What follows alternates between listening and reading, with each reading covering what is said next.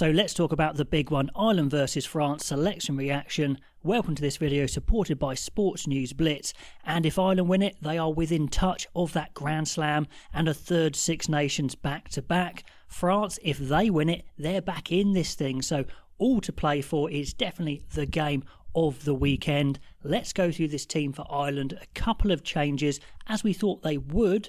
And what they have done, which is what I put in my prediction video, is they went for a 6-2 split on the bench here to try and fight fire with fire some of that French forward power that they can also bring on as well.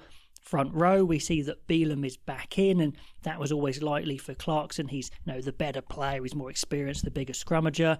Unfortunately, Tadhg Furlong is not back, so that's a shame, but still a very good starting front row there, Porter, Sheehan, Bealham. Can the backups of Herring, Healy and Clarkson, though, match the firepower of the French coming off the bench?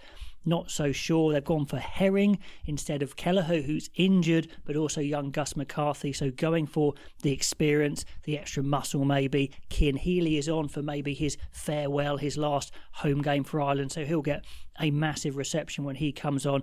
I'm sure he's going to be a rock in the scrum, and he's going to need to be against the French. In the second row, I wondered if they'd drop Tadhg down to 6, and you guys were saying in the comments, no, he's more of a second row these days, and you're absolutely right here. So Joe McCarthy and Tadhg, the power man, the big man, the annoying man in McCarthy, and the all-round genius of Tadhg, and the warhorses in there, Peter Amani into the blind side. Maybe he's the sort of guy you want to fight against the French forwards. Josh van der Flier and Doris returning to 8 means that Conan has to settle for the bench, but what a back row and second row bench it is. Ryan, Conan and Baird all coming on. Do they roll on loads like France did last time when they rolled on 6? Do they roll on 5 or 6 of their own at a time? That'll be interesting. And the two backs on the bench are Conor Murray and Jack Crowley. And the back line was, of course, always going to be rearranged because Gary Ringrose is suspended. But they've got a class 3 centres there that they can rotate. So Aki's back in. Henshaw goes to 13, so still a class centre partnership, so no problems there. I'm pretty sure Easterby wanted Hansen on that wing, but he's not available with a quad injury, so Jamie Osborne moves to the wing. So he started at fullback. It was always likely that Keenan was going to come back to fullback, and I thought that Osborne would drop to the bench maybe, but they've gone for him as a wing, which is really interesting. He's an incredibly talented player. They clearly want him involved. He probably is more physical than, say, Nash could be replacing on the wing. So interesting to see how he goes. How's his top-end pace? I'm really interested to see that. But he's got all the ability. They clearly want him in this team because they know how good he is. And Crowley is there covering 10. He can also move around a little bit as well. Osborne can move around into the centre. So even though it's 6-2, there is plenty of cover. And let's talk about the visitors, France, because it's an incredibly powerful team with a 7-1 split. So much forward firepower coming off the bench. 2 changes, just like the Irish. They're bringing back a couple. Let's go through this team. So Gross, Malvaca, Antonio, incredibly strong scrummaging unit, and the experience they've got on the bench in Marchand and Bailly especially is fantastic. Aldegheri has had plenty of starts as well. So as a 6, those front rowers are very scary.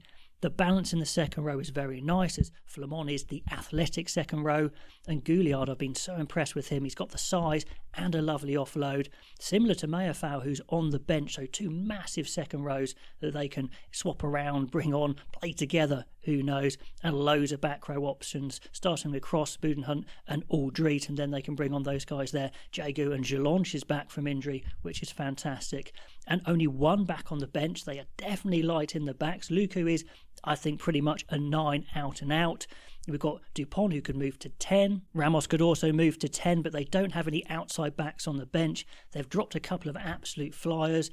Pinot's back in, which is probably fair enough. He's a class act, but Atisogbe, the young winger, has been fantastic, so he'll be gutted. And no place for Leo Barry, the young fullback, who's an absolute flyer. So that's 2 weapons who aren't in the 23, which is nice for Ireland to face, but of course so much forward power there. And if this backline goes well, it is, of course, amazing. Moefana and Barassi are the new partnership that are gelling well. A couple of errors defensively occasionally, but it is quite a new pairing. Biel Barry, the absolute pace, and then the experience finishing of Pinot and that kicking of Ramos at the back. So it's a very big, very powerful French team. Can they do the job against Ireland? It's going to be amazing. Le crunch time. Let me know what you think of those teams in the comments down below, and I'll catch you next time.